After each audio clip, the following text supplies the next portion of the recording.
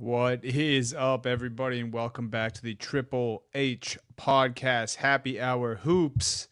And if you're watching or listening right now, this is probably the saddest podcast that you can be a part of. No Steve today, so just Jake and myself, just a Celtics fan and a Cavaliers fan, both down 0-2. Um, Forced to watch and talk about basketball here, but we're here. We didn't cower out of this episode. Cavs Celtics down 0-2. We're gonna go over everything NBA playoffs as you guys expected.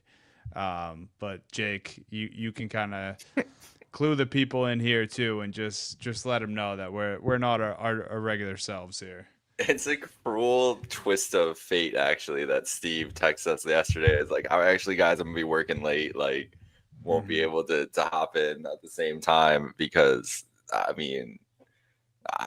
we did. I don't know how we're here. I literally we'll get into it later on. We're gonna save our pain and get there and build up to it fully. I don't know how we're here, Dunny. The picture I shared, it's literally unprecedented. It's literally historic. Somehow this happened to both of us here in this moment. I do think there are reasons to be optimistic for both teams, which we'll get into later. I don't think it's like the end of the world, but man, the last, at least the Cavs game one wasn't like it was like a shock, but you were like, okay, like we've seen this happen before. Like one team Mm-hmm. shot really well, one team didn't shoot that great, whatever. But then it was just three like nut punches in a row, for lack of a better term.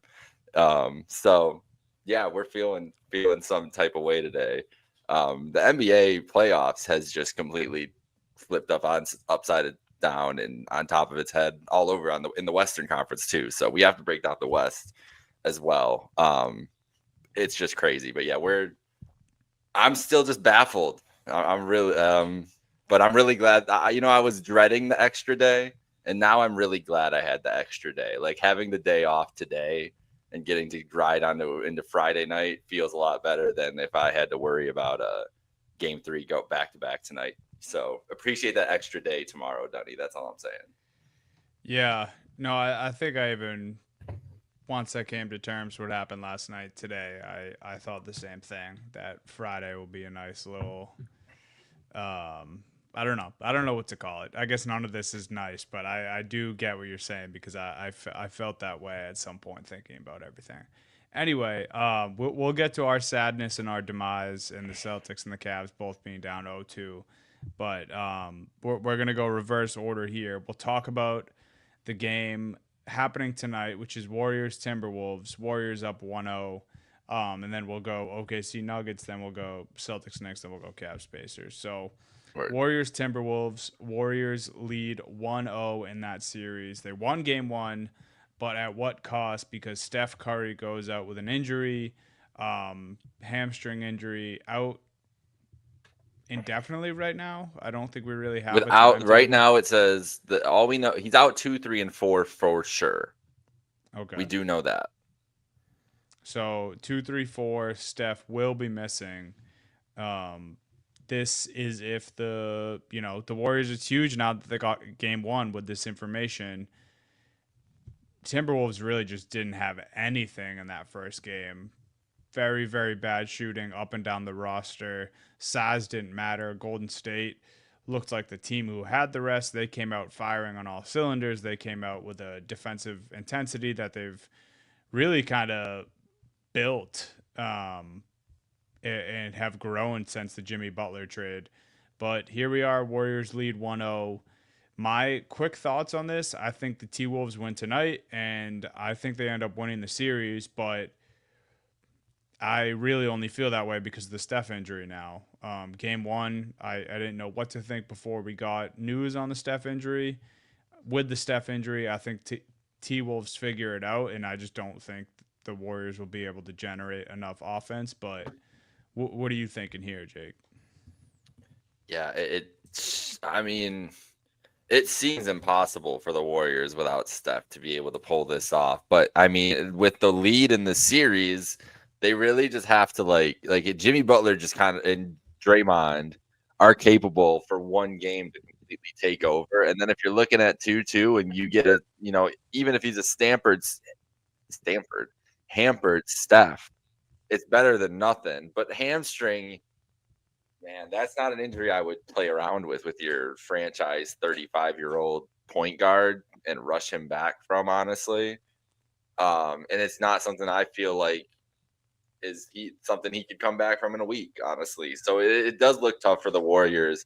The Wolves looked horrible in game one. And I don't know if it was just because they were feeling themselves too much and just got smacked in the mouth, or if defensively the Warriors, even without Steph, they still got Draymond. You still got Jimmy, two elite defenders. Now without Steph, like Steph was honestly one of your worst defenders on this team. The Warriors can lean on the defense in this series, and it's going to be like if you're a casual watching this is the series you don't need to watch anymore because unless you just want to watch Anthony Edwards to see if he can like take over and ascend, because it's going to be gross basketball. Like that's like the way the Warriors win this series now is it turns into like 1994 basketball with Draymond and Jimmy Butler dominating the ball and being physical, borderline dirty, like the Warriors have to, and the Wolves are a physical team, but the Warriors have to bring the physicality to the Wolves now, I think, to win this series. These are guys who get under people's skin and do it. It's going to be interesting to see how people respond. But the best player in the series now is Anthony Edwards, right? Or is it Jimmy Butler? Can it be Jimmy Butler? But I think it's probably Edwards, and I think the Wolves pull this out. But I don't think the Warriors are going to go down without scrapping and clawing in this series. I agree. I don't think they go down easy either. Do we see some Kuminga, some legit Kuminga minutes? He got some run in game one, got 13 minutes, 7 points. I don't know. I mean, they're gonna have to go to guys like that. Obviously, Pods is gonna get an elevated role. Gary Payton, both those guys played a decent amount of minutes in game one anyway. But yeah, it just comes down to me like the Warriors are going to have to rely on those two guys I just mentioned and guys like Buddy Hield, who has been hot since that end of their first series going into this one. But I don't know. I just think unless we see kind of an offensive collapse from the Wolves again, like we saw in Game One and we saw a few times in their Lakers series. I just don't. I don't see the Warriors, even with their defense, how good it is, getting it done in this. But obviously could be proven wrong. I just think if the war or not the Warriors, if the Wolves have one game where McDaniels and Naz Reid are just hitting everything again, and that's not even to mention Randall and Edwards. I think this could get ugly for the Warriors. But I'm just sitting here just wishing that Steph was healthy because Absolutely. if we knew this was the version of the Warriors we were gonna get, I think everyone would be kind of hoping we had Houston because at least it's a younger group, healthier group, and we could get a more competitive series. But maybe I have this all wrong, and the Warriors defense holds up, and we do get a competitive series between the Warriors and the Timberwolves. Yeah, you hope so.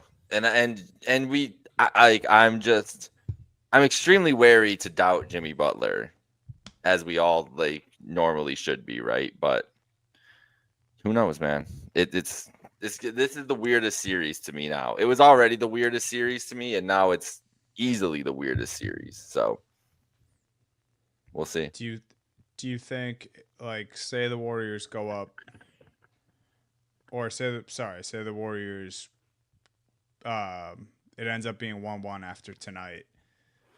Do you think we actually see Steph at some point in this series? Or I guess Not, regardless of what happens tonight, do I you don't think he think should play personally. that's kind of how I feel? Yeah, I mean, it's not like that's an injury that scares me when he's this old and he's already had leg injuries in his life and everything. Like, and he's never had a hamstring injury before. So, like, a new injury creeping up at this age, at this point in the season, scares me. Yeah, nah, it sucks, but Trust me, all I have done, America, has sit for the last 48 hours and rationalize how I feel about basketball players and their injuries and try to wrap my head around it. So I do empathize for Stephen Curry in this moment. Hmm. Yeah, makes sense. I have Wolves tonight, and I just kind of fingers crossed that the Draymond Jimmy thing gives us an interesting series. I think basketball fans, this is the lone game tonight, so like we're probably tuning in. Everyone's tuning into this, but They this were is definitely maybe hoping for a I mean, they play Saturday, right? Like, and yeah.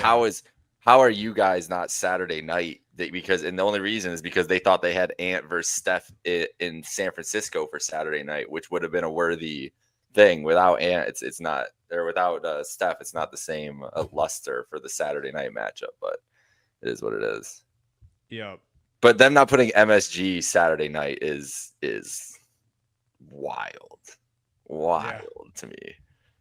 They probably didn't think the home team was going to be up 2-0. But Don't think anybody did.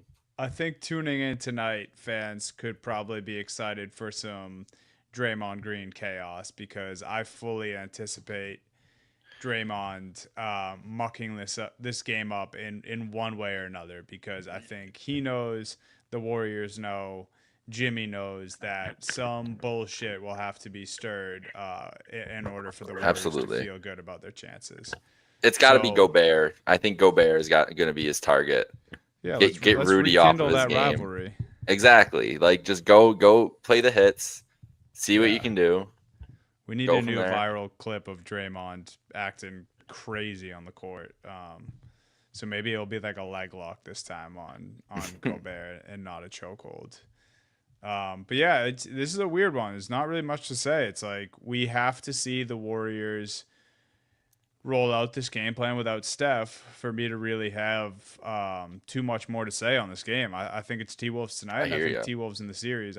Could the Warriors steal a game or two? You know, additionally after the one they already have, possibly. I would like that outcome, but we'll just have to wait and see. So Wolves Warriors tonight. I have Wolves tonight.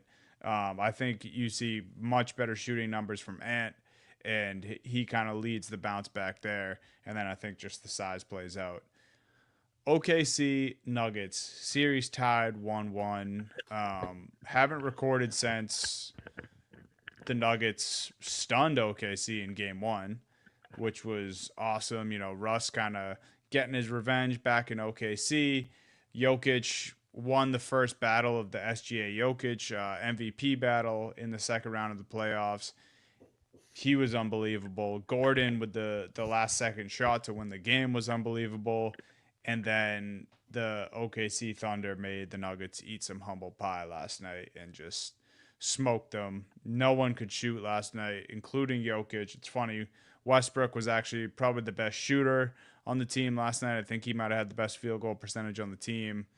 But this was just a righting of the ship. OKC kind of found their groove, and now this series is tied 1-1. But if you told Nuggets fans and if you told Nuggets players that it was going to be tied 1-1 going back to Denver, I feel like even with last night and how lopsided it was, I feel like the Nuggets should still be feeling pretty good.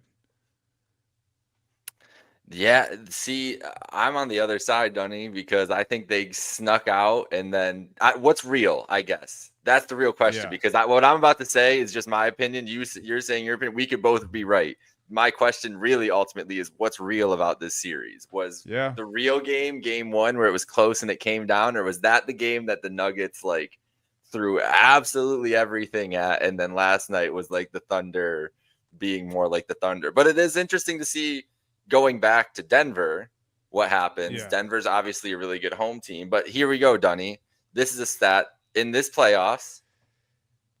Home teams 26 and 24, barely above 500 so far in this playoff. So you would have to say ultimately really no home court advantage in the 2025 playoffs. Ultimately a good thing for us.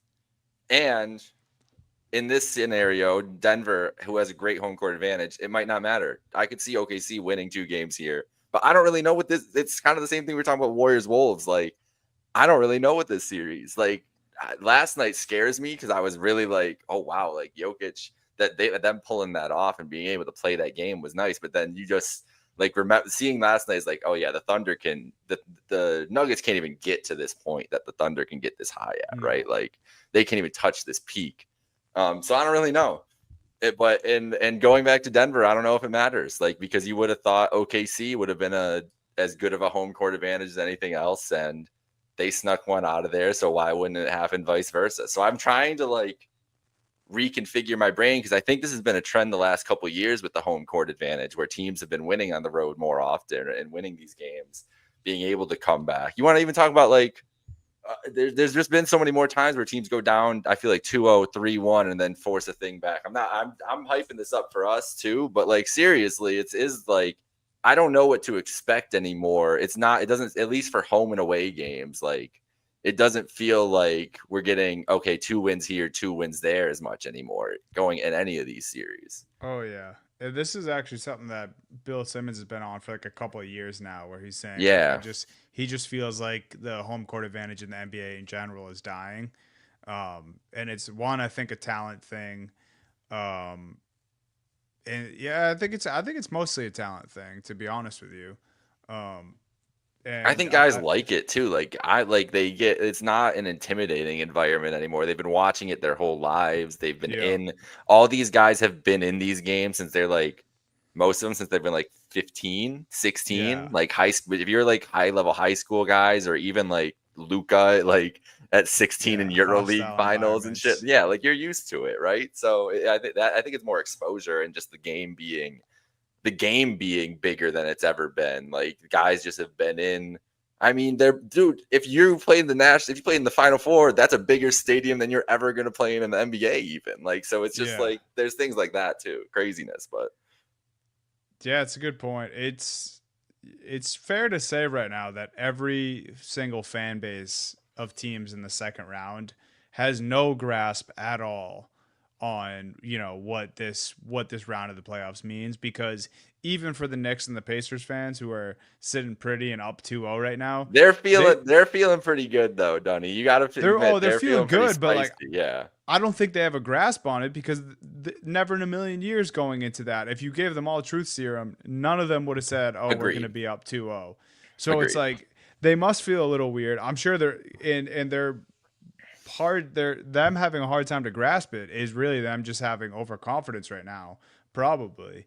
But to kind of stick with OKC Denver here, I think what we got from OKC last night too was just all the other guys aside from SGA stepping up. Like Jalen Williams had a much better shooting night, or J Dub had a much better shooting night. Chet Holmgren still kind of struggled a little bit, but he was 2 or 3 from 3, had 11 rebounds, so he was more of a contributor. And then Isaiah Joe, Aaron Wiggins, Cason Wallace, like all those guys shot super well off the bench. And Denver just simply does not have a bench. They don't have depth. They have Westbrook, and that's it. But then you look at the shooting splits on the Nuggets side, and like Aaron Gordon, who's been great this entire playoffs, just didn't show up. Michael Porter Jr. had a classic MPJ game, shot 2 of 10. Jokic himself was only 6 of 16. Jamal Murray only took 9 shots. And Christian Brown was 1 of 6 from the field. So just never really had a chance, it seems like.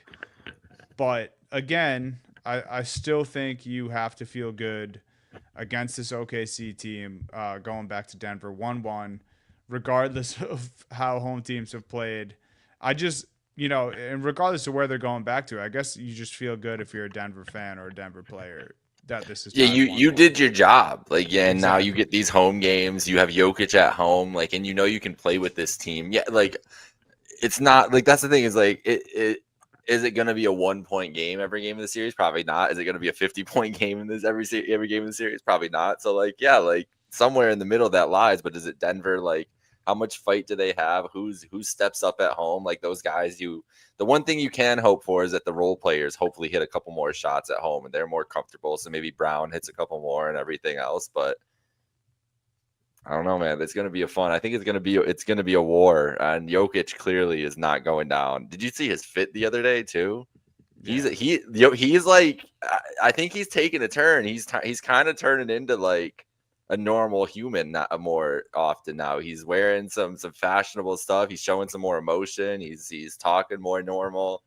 Think he's turning a corner here, and I think he needs to. I think he's kind of it's what the Nuggets need him to be too. Like the video of him coaching them up and everything else. Like we can make jokes about it and everything else, but there's a lot of instability with the Nuggets, and Jokic has kind of stepped up and is like he's dragging them, man. If they win this series, it's because he's gonna put up 40, 20, and 10 every other Yeah. game, and that's crazy. So good for him. Yeah, no, it's true. I think we see a monster Jokic game in Game 3. Whether that means Denver wins, I don't know, because we've seen it all with Jokic posting those stat lines. We've seen him lose. We've seen them win comfortably because Jokic plays like that. But the Thunder, I don't know. Game one of this series was at least like, okay, so the Thunder aren't like completely superhuman. They do, they do bleed. They can shoot poorly. They look a little stunned. Their head coach, he looked a little stunned. Some mistakes there from him. So I don't know. OKC is human after all, I guess, but we'll see. Where do you see the series now that it's tied going back to Denver? You still kind of holding true to your first prediction, or you have any new series thoughts? Mm. I'm I don't this is I don't want to be lame and not make a prediction, but it feels so like the games were so outlandish that I feel like I don't know anything. But if I were to make a bold prediction, I think OKC wins both games. I think Denver's best shot was game one. If I were to have to pick a scenario that I think's most likely out of this, I think I'd say Denver's best shot was game one. But would I be surprised if this is 2-2 going back to OKC and we're this is a series? Not at all, because Denver could play better than game one. I'm just scared. Like last night it just scared me. Like OKC just reminded me of like who they can be and like the peak that they can get. And we've been talking about it all year long, comparing our teams to them. I haven't seen like whatever the Cavs did to the Heat in the first round doesn't matter. No, they haven't. Nobody's matched the performance in the playoffs of what OKC did last night to Denver, just dismantling them. Anybody, any team in the playoffs so far. So that's why Mm. I've now taken this sudden drastic pause on Denver and being like, because maybe that was the wake up call OKC needed was game one, and now it's like, okay, yeah, fuck these guys. We're just gonna turn it up. And if they get, because here's the thing, look at if you're OKC right now and looking at the landscape of the entire league, this might be your toughest series left. Like Yeah. it's definitely the toughest series in the West. And then if they play the fucking Pacers in the NBA Finals, they're like they are massive favorites in that series. Even if they played the Knicks, even if these two scenarios happens, even if they play if the Cavs or Celtics get to the finals at this point, that what they would have to have gone through to get there, the Thunder get to the finals, they will be massive favorites. And we've known that kind of all year long. But now the way the playoffs have played out so far, if you're a Thunder fan and a member of the Thunder organization, like everything is in front of you as if you handle these next two games in Denver. So we'll see. Last night was scary though. It seemed like a team that realized that moment and wanted to seize it. Maybe they can't replicate it, but it's gonna be fun to see if they can. Yeah. Yeah, it certainly would be, dude. I don't know. I think OKC in 7 in this series. I think Denver makes it interesting, It man. might you might be right, because it might just be too hard to put Denver down because of Jokic and Murray will have a game and Gordon will have a game. Yeah, I think they split in Denver too, and then just give us 7 from there, right? Like, We need one. We please. need one at Yeah. least. Um, I was trying to extend the conversation on both these series, Jake, but I think it might be I time. know you were. I could see you just like coming up with things. I'm like, I'm just gonna let him. Listen, I've been very kind to you, Dunny. I was just letting Dunny. I'm gonna let you do whatever you need to do here. No pressure. Mm. Whatever you want to do. I can start too if you want. I don't know what's in No, our order. I'll start. I guess technically it would be I me, am right? Because I if we're am going first if you want, but reverse. if you want to go and get it over with, fine by me. I'm it's fresher for you, so I've had some more time to process, so I can always rip through and give you at least give you some reprieve because we might have some similar points too here. Yeah. Because unfortunately it's been eerily similar.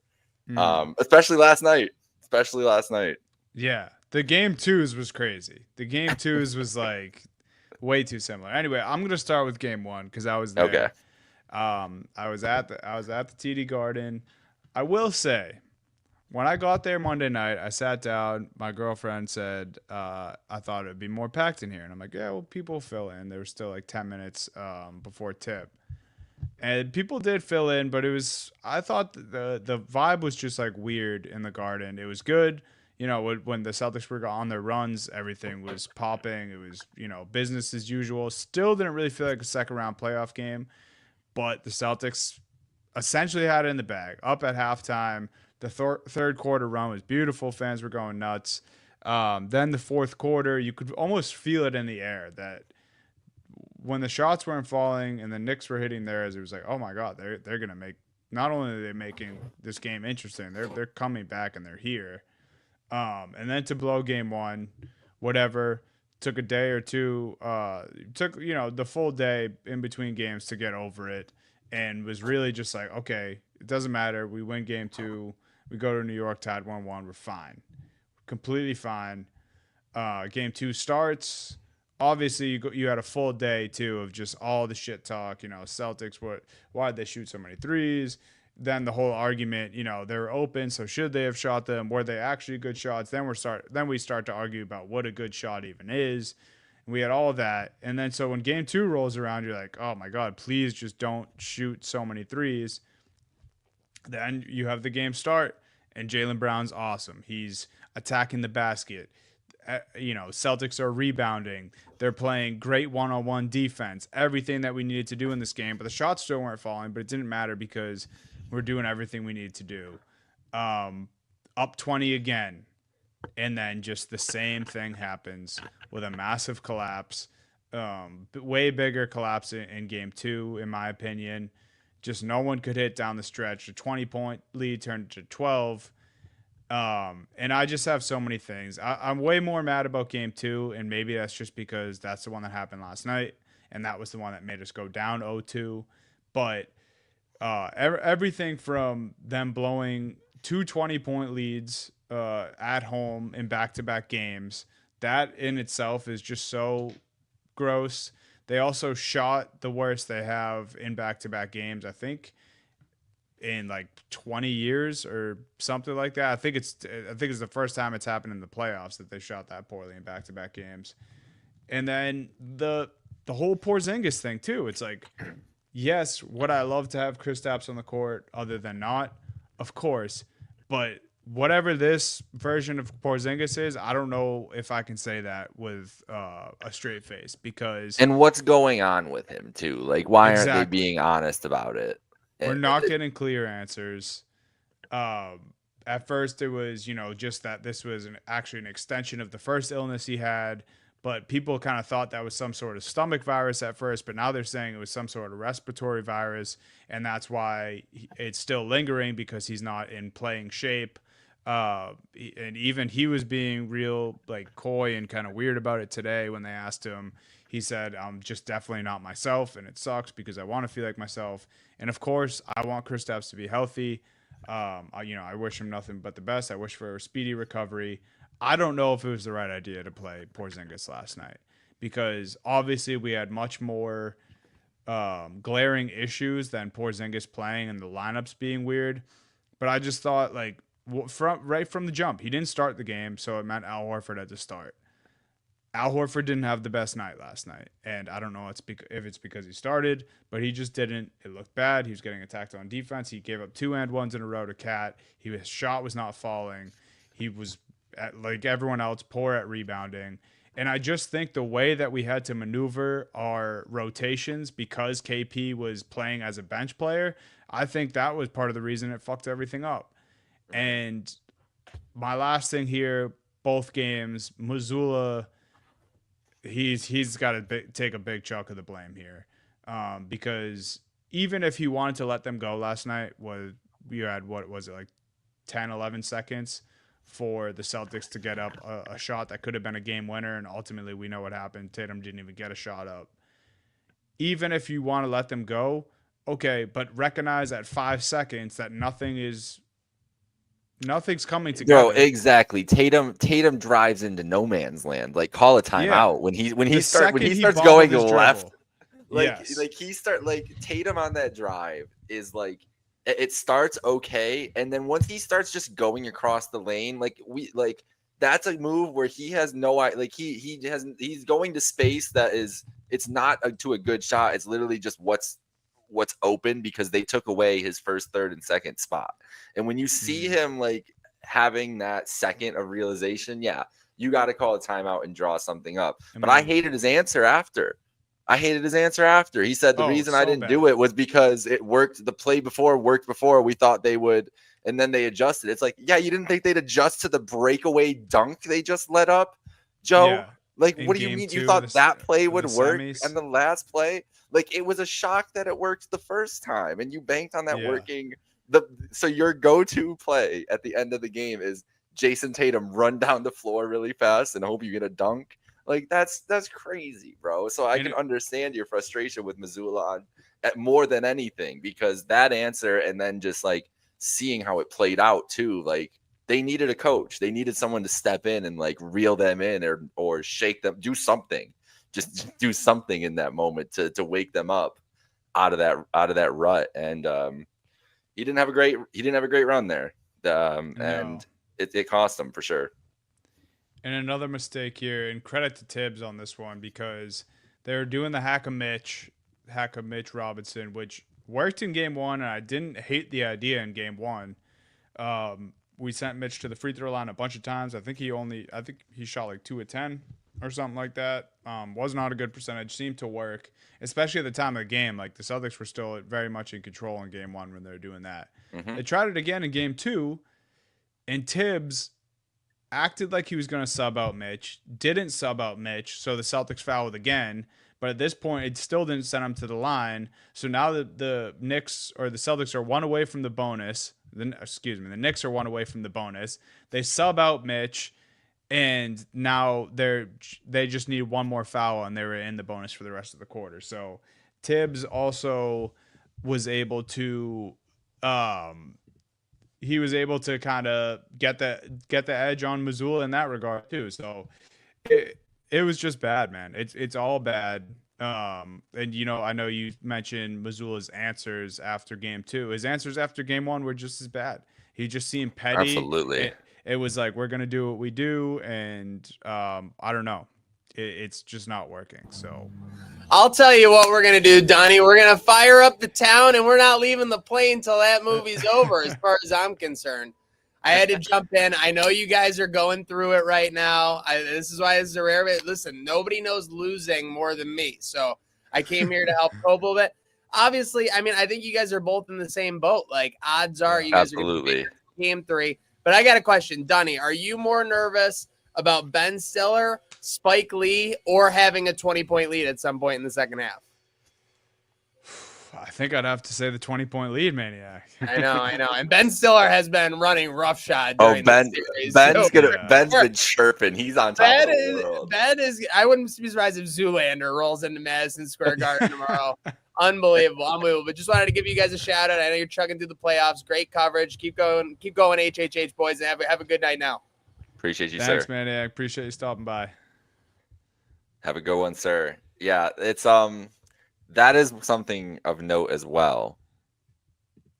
The celebrities that will be at Madison Square Garden at this point, especially because the Knicks are up in this series, the front running celebrity fans, they're all going to be there. It's going to be a show on Saturday afternoon. this is how I'll wrap up my recap of the first two games. Knicks fans, you should be very excited. Up 2-0. Nothing, no one can take that away from you. And I will say the turnout in Boston, I was Crazy. impressed. And that's the most you're going to Did get you from see me. the video of the security lady yelling at Yes. fans? That was pretty funny. Like I can't like they were being assholes, but like her anger was so funny to me. Like I couldn't help Yes. but laugh. I'm like, poor lady. Funny. I could put the L's behind me for a sec. That was funny. Disrespectful, but funny. Absolutely. And just I have to not be that mad about that because of the turnout. At game one, I was there. Like there was a legit Knicks fan base in attendance, and it seemed to be the same way in game two. Knicks players, again, no one could take the 2-0 away from you. I don't think I'm not impressed by the Knicks, and I think this is Oh, where thank you. our series differ a little because, or I guess game two, I think it's very similar. I was impressed by the Pacers in game one, but these two games were just fucking handed to the Knicks. This is the worst part about the Knicks fans that stuff is going off is that they are the luckiest team in the world, and that there's literally two plays that go differently in this game. Two plays. That's all it would have taken. They are down 2-0, and Knicks fans are like doomerism to the max. Like they're like the Giannis, like all we're seeing if the Knicks are down 0-2, we're just seeing Giannis memes, Giannis photoshops for the next 3 days instead of what's going on right now. And it's that close. And I agree. This has been the perfect start for the Knicks. It's played out exactly how you wanted. The Celtics have handed it to them, but that's how you steal series. Like that's how these things happen. But that being said, you don't get those are the easy games when you steal them. Now finishing off the team is the hard part. Winning, getting up 3-0 or getting to that third win and then winning a series is the hard part. And this Knicks team, even last year, they had injuries and stuff, couldn't put away the Pacers, right? Like Pacers battled and stayed alive in that series and battle back and do what they do. I mean, I don't see a world where the Celtics are just laying down for this team unless it's just a thing where the Celtics have ran out of gas because they've just been on such a crazy run for years and years and years. And sometimes you just get to the point where you're just like, things happen, but it doesn't feel like they're running out of gas in this moment. It feels like they just got lackadaisical in the clutch moments of these two games, and that New York wanted it more than them, right? Like it doesn't feel like it was because of exhaustion or anything at the end of these games. It just felt like New York was like, we want it more here. We're going to start doing the little things we need to do. And Boston was just like, well, if we just hit one more of these threes, we'll be fine. and that was it. I think game one is they overlooked the opponent and just straight up couldn't hit shots. I think game two was kind of overlooked the opponent and then just fucking flat out gave up. Because and they're putting a lot more effort to the credit the Celtics in their game plan in Missoula. The effort they're asking them put the effort in defensively. They're saying we're going to win this series by keeping the Knicks to under 100, not by outscoring them. We don't want to get into this rock fight with Tibbs and the weapons he has defensively, right? And I respect that. Or we do we're just you are the better team. Like you are Tatum is a better player than Mikal Bridges, right? Like 1-on-1v1. If you're talking about Jaylen Brown defensively on OG Anunoby, that's a plus matchup. If you're talking about Drew Holiday on Brunson's been awesome, but you can get some washes out of that with Brunson, and other teams can't get any washes with Brunson. Brunson was so mediocre yesterday, until the fucking final minutes. But that's what he does Brunson too sometimes. Incredible. And that's the thing is, but it was a very different from game one. It was a little different. It was a little different. And last night it just felt like we had him bottled up, and then Mikal out of fucking nowhere crawl. It's just crazy that if the Celtics hit one shot in the final 9 minutes, it's tied 1-1. But like that's to my point about the Knicks just legitimately stealing these and not necessarily earning them. Of course, you earn them. It's very hard to win in the playoffs. I'm not like don't hear what I'm not saying, but the fact like the Celtics went scoreless for the last 9 minutes of this game. Like I would hope the fucking Wizards And would they be lost able by to beat a 1. team that does that. And lost by Um, 1. 1 exactly. point. So it's just so frustrating more than anything else. But this is the reality. Look, Windy put it perfectly today, talking about the Cavs, is that the margin for error for the Celtics is so high. Like they can fuck up that bad in this game and still lose by 1, and you can still feel good about the rest of the series. If the Celtics tighten up, they can win game 3 by 30. No one would be surprised if all of a sudden it's like 128 to 98 game 3. yeah. Celtics win. Like no one's going to be shocked by that if that happens. No. So And yeah, last thing here, like if the C's win Saturday, I'm gonna be all the way back in.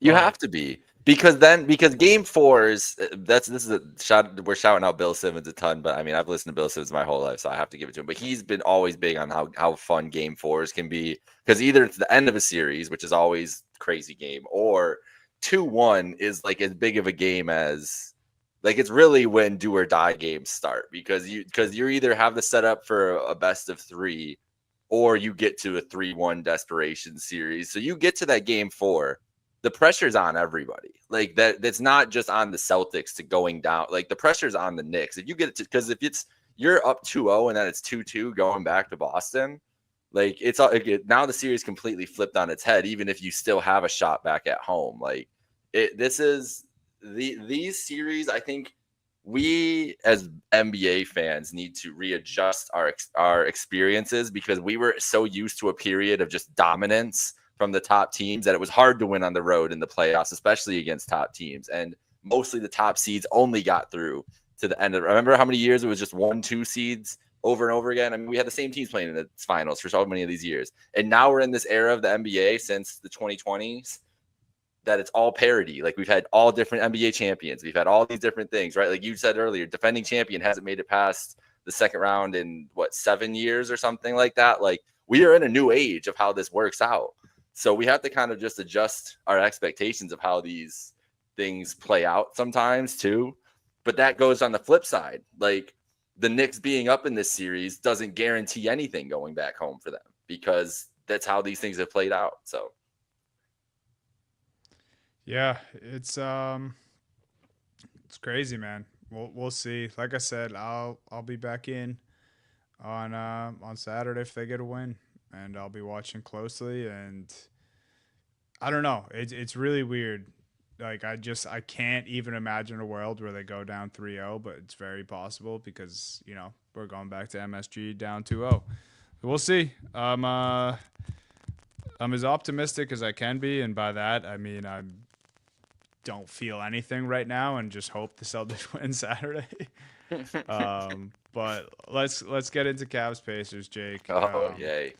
I was trying to delay as much as I could to get to this. So here we are.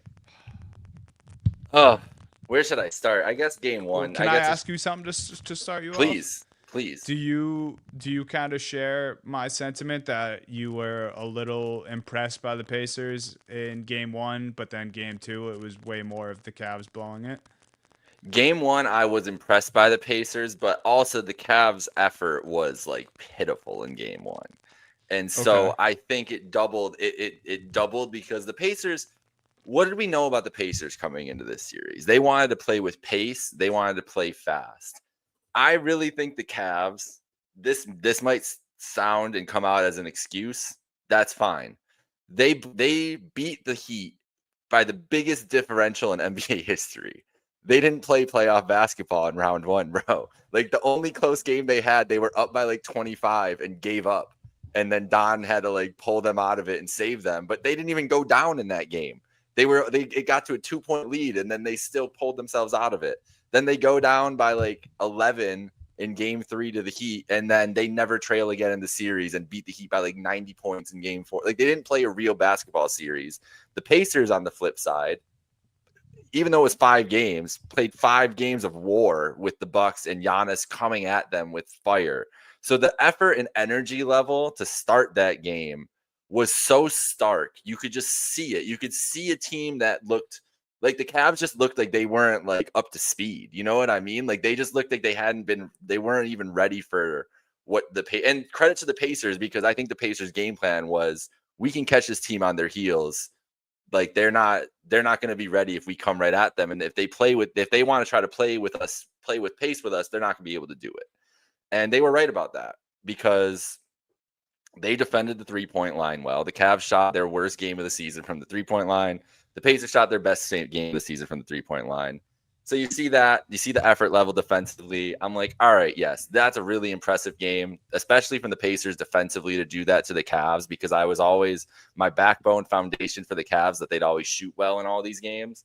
So to see that's like, yes, extremely impressive. Like Mathurin, Neesmith, like these guys we've talked, and I'm shouting out us out. Anybody listening to this, we've been high on this Pacers team for years. Like on Tyrese Halliburton specifically, on Benedict Mathurin specifically. We've come around to Aaron Neesmith. We've always been high on Siakam. Like we've loved this team. That's what makes this. That's what hurts the most about this Halliburton stuff. Is I want to hate Halliburton so much, but like this is a guy I've been like ride or die. Like I've loved this guy. It makes it worse. We'll get into it. There's one specific moment in game 2 that I will get into that is like the snapshot of this series. So game 1, you can look at it and you're like, shooting anomaly is what it is, whatever. Game 2, leading up to game 2. Obviously, you can relate to the nerves leading up to game 2 yesterday, but it's still like a sense of confidence, right? Like a little sense of calm. Like they're not going down 0-2. But then Darius Garland remains out. Evan Mobley goes out. DeAndre Hunter's out. So the Cavs are shorthanded now. And this is where it gets really tricky with the fan base, because now the Cavs are not doing anybody any favors right now, Donnie. You remember last year with Jared Allen when he got hurt and he was questionable every game and it was a rib injury and people were like, oh my God, he's so soft. Like, how is he not playing? Like, what do you mean he can't play through a rib injury? He can't go out there and stand there, whatever. Like, whatever insults were getting thrown Jared Allen's way. And then after the playoffs, we find out he wasn't questionable at all. He could barely breathe. It felt like he was like, I think it was like quoted that it felt like something was piercing him in the rib all the time and everything. So the Cavs did him no favors last year. They should have just marked him out, but they did it as like a thing, I guess, to keep Boston and Orlando on their toes. I don't know. So I'm like wondering if that's what the C's were trying to do last night with Porzingis, but yeah, it just never seems like that's the right move. It never seems like that's the right move. But fast forward to this year, what do they do? What are they doing with Darius Garland right now? Darius Garland, from what Brian Windhorst said today, got hurt at the end of the season and pushed to play in the playoffs, because that's what you do. You push to play in the playoffs. Played game 1, hurt it worse in game 2, but they've just been saying that he's questionable since game 2. So when you say that he's just been, if he's hurt and he's out, just say Garland's out. Say he's out for a week. And it sucks. But saying that he's questionable is adding all these questions. And I fell victim to it over the last couple of days. Like emotions are high. Like we're going back and forth on like, what do we want to blame? We're looking for something to blame here. Like, right? Like, because I'm sure it was shocking for you last night in that finish. I felt exactly the same Tuesday night, like an incredible shock. Like you're watching this game play out the way this plays out at the end. Anyways, I'm getting ahead of myself. The injury designations, Mobley with his ankle saying questionable and being out, Hunter with a thumb injury and them saying questionable and being out. All injuries that a casual common fan's just going to be like, why can't they go out there and do it? They probably can't. All right, I get it. I've come around. They probably are just too hurt and can't do it. But the Cavs are not doing the fans and their players any favors by putting them in this spot. Just mark them out. I'd rather hear yesterday that these guys are going to be out Saturday or Friday and that they're going to be out. If one of them's for sure going to be out. Like if Garland is not playing the rest of this series, as Windy seemed to infer on his ESPN Cleveland thing earlier, then just mark him out for the series. Like, who cares? Just do it.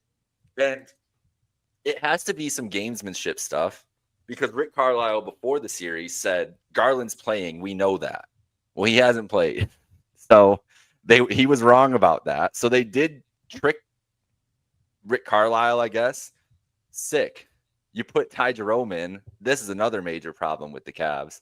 Is Ty Jerome? At least he's not going to get paid big money this offseason anymore if he keeps playing like this.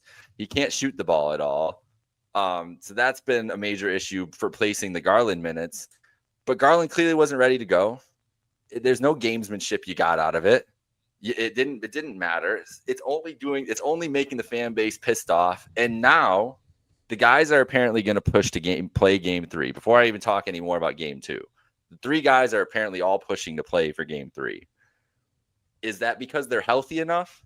Or is it because the fans are bitching and Stephen A's out there bitching at Darius Garland and all this other stuff? And are they all going to get hurt worse, or are they all just going to suck tomorrow? I don't know, but I'm worried about that. Now let's get into game 2. They played awesome. The Cavs, this was like one of the best, most fun Cavs games I've watched my whole life because of the circumstances you're facing. You're out Garland, you're out Mobley, you're out Hunter. Like, it's Dean Wade, it's Strus, it's Sam Merrill, Craig Porter, fucking beast to start this game. Strus, even at the end, bro, he's the last point guy. He hit that 3 to go up 7 with a minute left. He hit the clutch shot at the end before they hit any free throws or anything else. Strus was awesome. You got Javonte Green coming in and putting up minutes as a backup here. He was awesome. He's bringing up the ball, bro. Like, he's doing like everybody. And I had to admit I'll admit when I'm wrong. All I've ever wanted, like, for a team, I always say in that playoffs, I want you to go down to 7 guys, 6 guys. Like, I don't care about your depth. Depth doesn't matter to me. Like, I've consistently said that. But the Cavs were only in this game because of their depth, because they had 3 major injuries, and they had Sam Merrill and Max Strus who could come in and play defense, play really good defense, play aggressive, and hit shots. So credit to the Cavs, Kenny, and all the guys just stepping up and putting them in that position. And then obviously Donovan Mitchell just like on one leg again. That calf is just something I think it's going to bother him the rest of his career. Like, when he's overworked, just kind of what flares up on him, but it doesn't matter. He's just dragging his leg around, getting to the free throw line. I'm arguing with people on Twitter, people trying to say he's foul baiting, throwing himself into people. If you're the only people, Dunny, maybe I'm being biased, but I'm watching this series since game 1. Every time a Cav goes in the air, a Pacer's throwing an elbow at them. They're shoving. There's contact in the air, and I'm fine with contact. Contact in the air, though, is something that really irks me as a basketball fan, because that's just the most dangerous thing to do. And I feel like this Pacers team is taking incredible liberties with the Cavs, and I think the refereeing has allowed it to. Shout out Tony Brothers in game 2 for one of the worst refereeing performances I've possibly ever seen in my life. Saw a double dribble. I watched a double dribble from TJ McConnell right in front of my eyes. I literally watched him dribble, defender on him like this, pick the ball up, dribbled again, and Tony Brothers immediately went like this, and the play went on. It was a baffling moment. Please go back and watch it. It's the craziest thing I've ever seen. That's not the reason they lost this game, though. They lost it. I don't even know why they lost it. I wish I could. I wish I had a reason like you, like a 21-2 run, or like just missing threes or everything. Like, were they gassed? Was it poor execution? Was it just Tyrese Halliburton deciding to be the best player on the court and Mitchell just not having enough?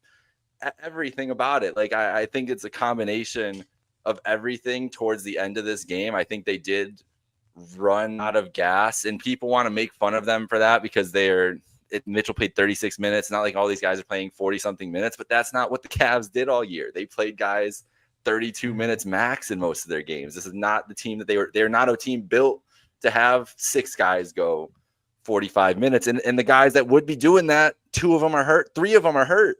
Like that's the thing, is you're playing with your first best player and your like 4th best player, and then like you're missing. And were they supposed to? Were they really supposed to do that to Allen and Mitchell in this game and then have those guys get hurt? It's like, You can't Absolutely. you Yeah. can't play both sides of that, because if Mitchell had gone 40 and even 40 or exceeded 40 minutes in this game, who knows what would have happened to his calf? And he had fucking Exactly. 48 points and he did all he could already. So it's like, yeah, that's a weird argument. But it's just people are picking for straws, and really what it comes Oh my down to God, is dude. they ran Twitter's out of been a gas, and this gross Pacers place. team is just they're relentless, bro. They don't, and we saw this last year against your Celtics in that 5-game series they lost. Even you got up, they battled back. They're in every game. Every game was a battle. Both these games have been wars. Like the Cavs, a historically bad shooting game. Say they lost by 9. All they have to do is hit 3 more threes in that game. 23% turns to 30%. They win. Like that's the margin we're talking about. Game 2, if the Cavs inbound the ball, if the Cavs box out Tyrese Halliburton, if the ref calls a lane violation on both teams, or get this one. Here's the thing I was saving, Dunny.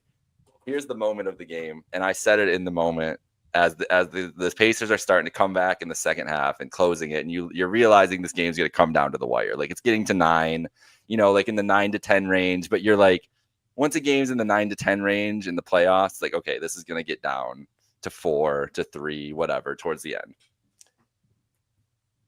The Cavs are up. End of the third quarter.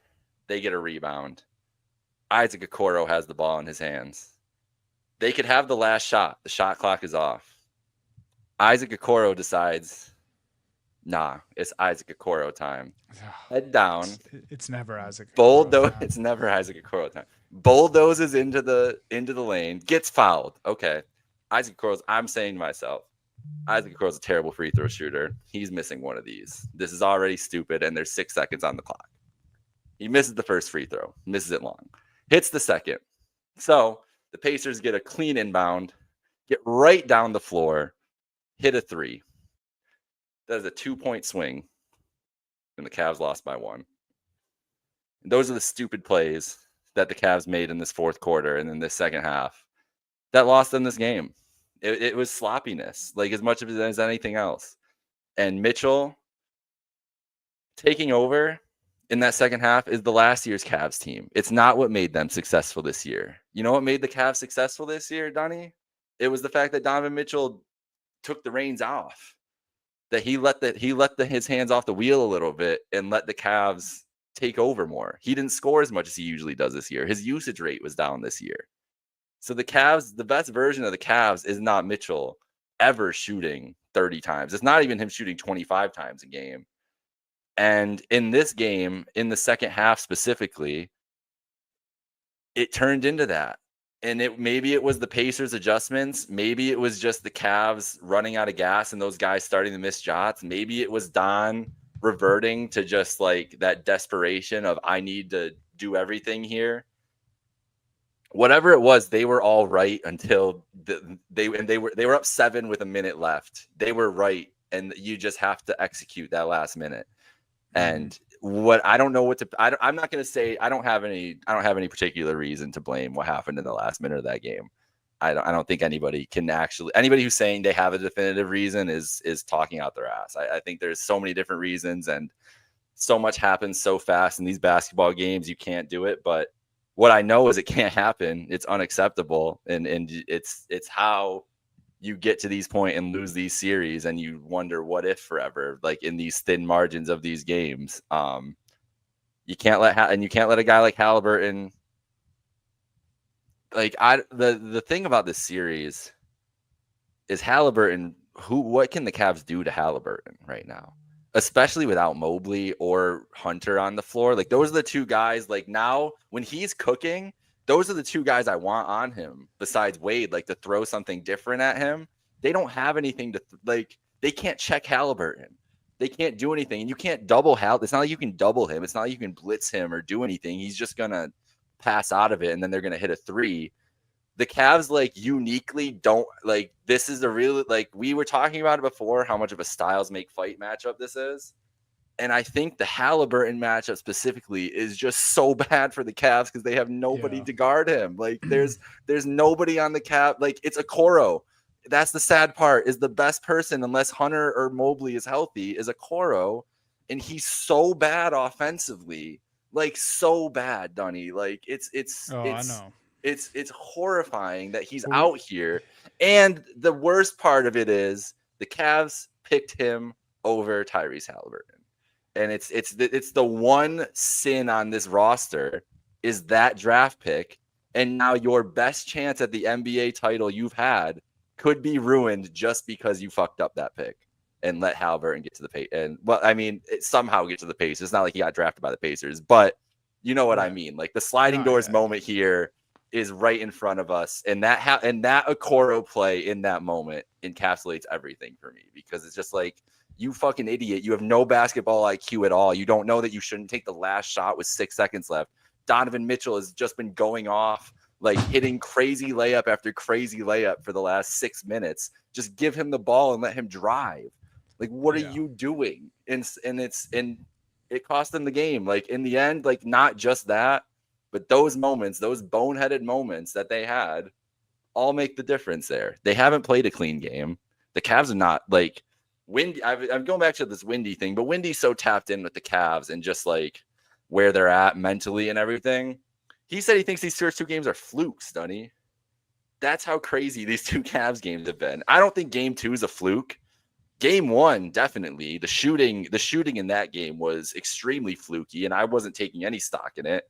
Game 2, I think the Pacers just were resilient and battled back, honestly. So you said you were more impressed with game 1. I honestly think I've come around and it's different, because I just think I'm impressed with how the Pacers stayed in the fight. They withstood the flurry from the Cavs in that game, and then just were able to just hang around and then do what they needed to do. But it's been impressive all series, but the Cavs have not played. What would you grade the Cavs? Like, even, and we're not even talking about the injuries, how that's affected them. Even just without the injuries, I'd say they've played a C+ in these 2 games overall. Like, they haven't played their best basketball at all. And that's, I think, what's more upsetting to me than anything else. Like, if they play clean games with everything else going around, this series is at least 1-1 and could be 2-0 Cavs. Yeah. I agree, man. It's just so strange, because then I try to ask myself the same question about the Celtics, and it's like, I also don't think they played their best basketball, but they've had a fucking 20-point lead in both games. Exactly. And lost. So it's like, I don't. But that just shows for both of these teams, they're so good. Like, the Cavs and Celtics are so damn good that they can be this bad in the second round of the playoffs and be in these games this late, but they're not going to be able to win them. And that's that they have to clean up. And maybe this is the wake-up call they both needed to get through this series. That's what I don't think, to come back around to it. I think the Celtics I think both these teams are getting back to 2-2. Truly. I truly don't think either of these series are even close to over. 7 games, a long series. It's neither the Celtics and Cavs. They both won 60 games. They don't give a shit about going on the road and winning games. I don't care about Indiana or Madison Square Garden for either of these teams. It's not going to affect either of those teams. And beating a team and getting up 2-0 is a hell of a lot different than beating a desperate team down 2-0 and putting them away. And I really think this series starts. I really think we get down to 3-game series with these, and we're just going to get wars out of it. And we just didn't expect. I said Cavs in 5, but last week.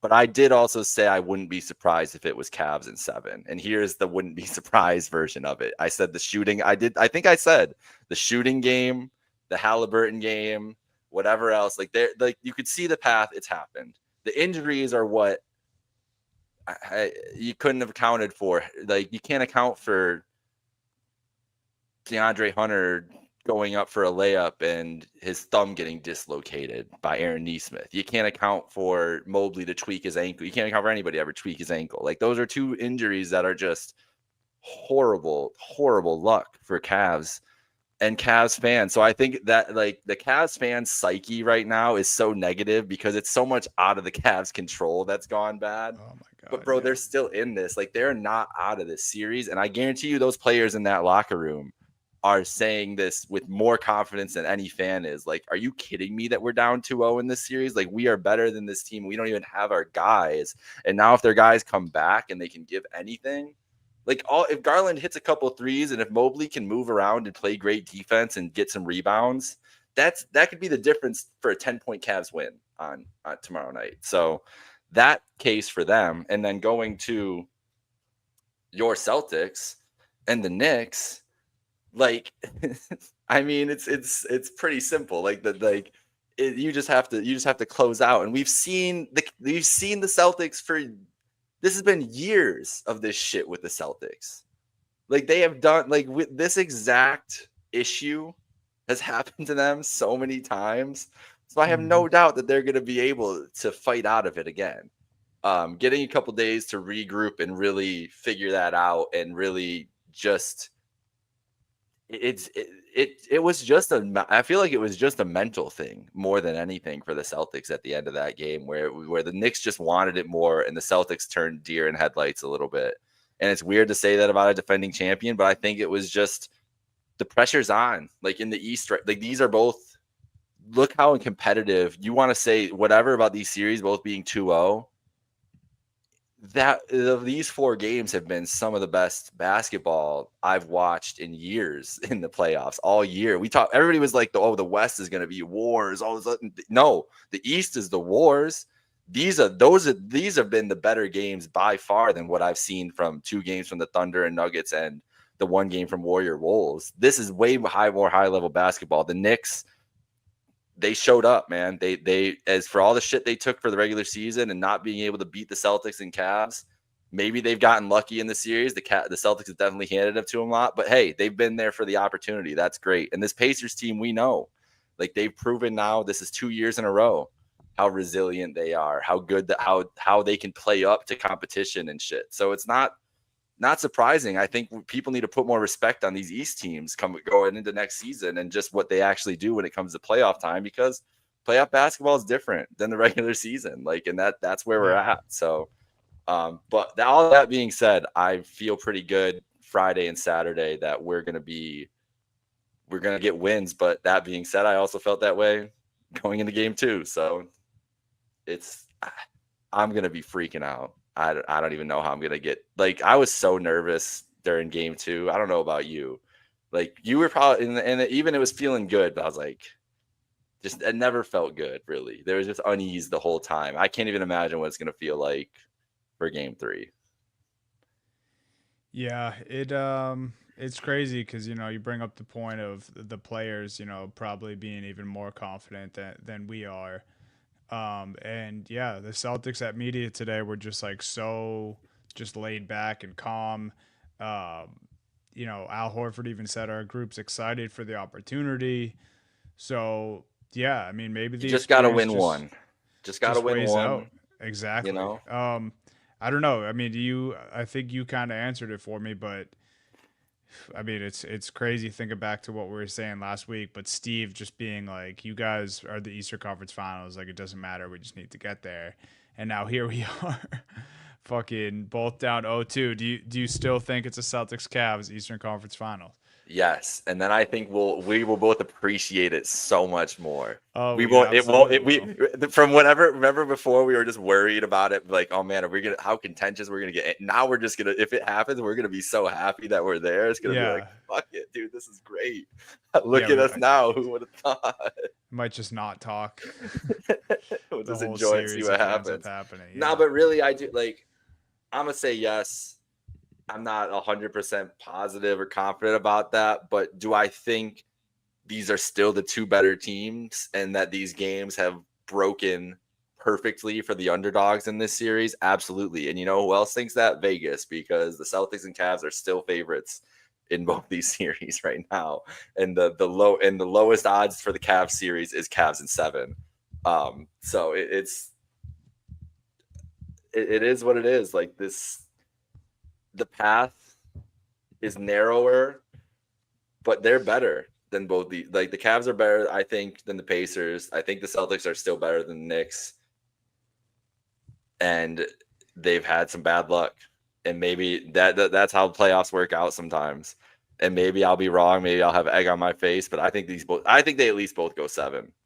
I really do. I think these teams are all just too good that it's those situations where, like, it doesn't matter who goes up to game 6. The other team won't let them lose, and it'll go 7 situation. Honestly, like Nuggets Clippers, last series. Like, just like Yeah. you knew that it was going 7. That's how I feel. So Well, we'll see, man. It's been an emotional that won't roller be stressful coaster. at all if we're both in game 7s to get to the Eastern Conference Oh Finals. no, not at all. I hate the Pacers. That's my determination. Hey man, I really like that's a cheap basketball team. I can't lie. There's been some physicality that I think has been just a little much. Just a they're little pulling much. out Orlando Magic, are they? Yeah. Yeah. And the Cavs, it's one of the biggest knocks on the Cavs. They don't have a tough guy. Who's the tough guy on the Cavs? Who's the intimidator? Tristan Thompson? Like, there's nobody. And the Pacers are punking them a little bit. That's really what makes people mad, I think. I don't think you guys are getting punked. I think you guys. I really think it's Celtics versus Celtics, and that's the thing with your bosses Celtics. This has been the story for like 4 years. Is that they're their own worst enemy, and we're just in one of those things again, where the Celtics are fighting against themselves. It doesn't even matter who. The Knicks. The fact that it's the Knicks is a fun little subplot. Like, it's New York, it's MSG, all this other stuff. It could have been the Wizards. It could have been Shanghai. Doesn't matter. Like, this is all just about the Celtics, like, getting over their own demons and their own whatever is going on right now with them at the end of these games. It has nothing to do with the Knicks. Like, cool, Mikal Bridges, you played great defense. It could have been me playing defense on that play and getting Tatum into that. Like, they're all messed up. I don't know what's going on, but if they get out of their own way, I think they could win by 30 on Saturday. Yeah, I really hope so, man. It's just the discourse is what kills me the last couple of days. It's just And you gotta wait and just see it all day and every waiting day. and then just like the already because like I think Celtics have some of the best fans in the world. I also understand that half that group is irrational and just crazy. And just the shit, people are, I mean, Knicks fans and Celtics fans alike, the stuff they're saying about Tatum is crazy. I think it's one of the worst games I've ever seen Tatum play.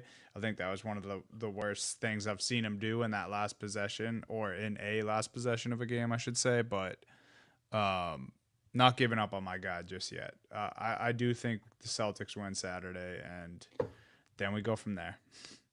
Let's both make it back to the Eastern Conference Finals, Jake, like we were supposed to, and then we'll go from there. How's that sound? I just can't believe that we're here right now, like sitting here. I was so shocked Tuesday night. So I have to share with the podcast people how my experience of this game. I haven't even shared this with you, Donnie. Really, like, I did kind of tell you, but I was so in the moment, and that was just so shocking.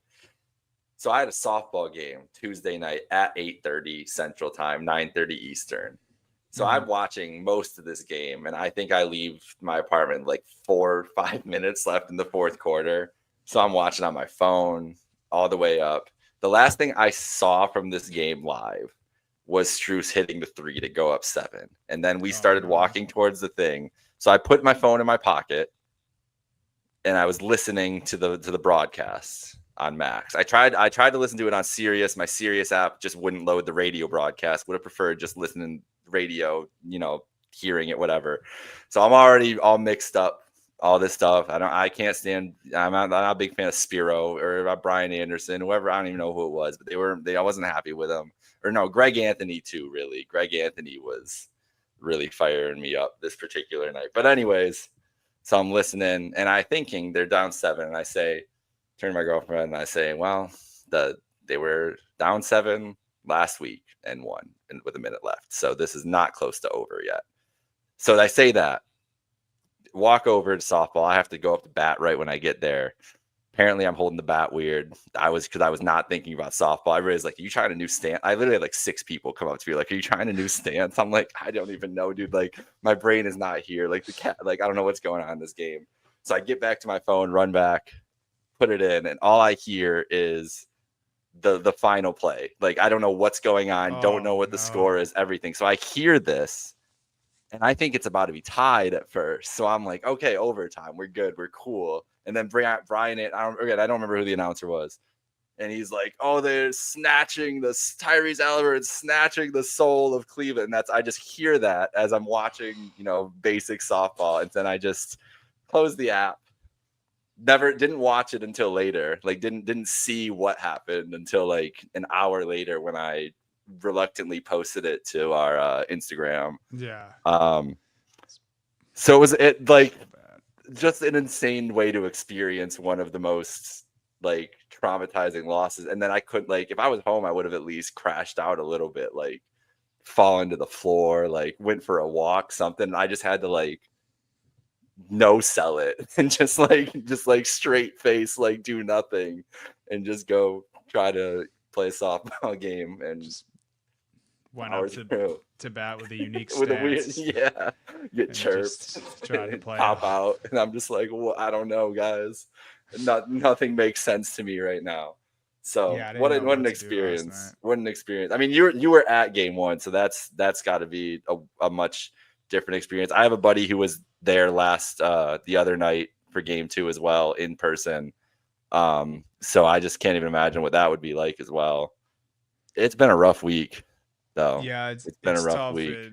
I doubt the people that I'm apologizing to are listening. But I will apologize to some people that I work with and just some friends of friends who like knew I was at the game. And it's always the worst because they're, they know, so they're just, making small checking talk. In. Yeah. Yeah, but it's like just having to answer all the questions at work the next day about like, oh, like how was the game? And because they're also such casual fans that they're just genuinely asking if I had a good time, but not realizing how invested I am what in happened it, to you, and not realizing that I didn't have fun at all because the Celtics didn't win. Yeah. And they're like, well, it was overtime at least. And it's like, yeah, that made it sting more. But yeah, so apologies to all the people I may or may not have been short with over the last, 3-4 days here with all this going on. It's a shock to the system. Like it really like it's tough. Well, let's shock everyone back, Jake, and let's tie these things at 2-2. I would love it. I'm already like, this was like the last we're almost done with this podcast here, and now really this was the last thing between me and getting ready for game 3 now. So I'm kind of getting scared, and the nerves are already building. I'm gonna sleep tonight and wake up tomorrow, and the first thing on my mind will just be like, I've just been like seeing what is their stadium called? Gainbridge Fieldhouse now or something. Yeah, I've just been picturing like those blue seats like for the past 24 hours. Like I'm like trauma, like prepping to see what could happen in this game. Like visualizing it like I'm playing in the game. Like I'm about to go suit up game 3 and seeing the different scenarios of what could happen.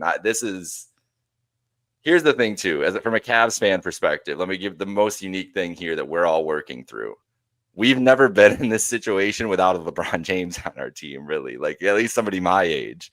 Like usually if shit started going wrong in a game or in a series, it'd just be like, okay, give the ball to Bron and do whatever. Like it's so weird. Like even them having a chance in that game with all the injuries was weird. Like not used. And Don put on a Bron-like performance. Don't get me wrong. Like Don put on a super duper star performance, and he's filled that role, but it's just different. Just feels like a different challenge. I'm just a unique feeling. I've never had it where it's like a basketball team and not just like LeBron and co. You know what I mean? So yeah, we're working through a lot here, and we don't really know what to expect as Cavs fans. We'll see what happens. I hope they all play three play tomorrow. I just want to see, even if they're struggling, and my guy Byron, Cavs at 6. See, he's even Cavs at 6. Rip off 4 straight. We've been positive about it. We've been thinking there's some good vibes out there, and you have to take good things, Dunny.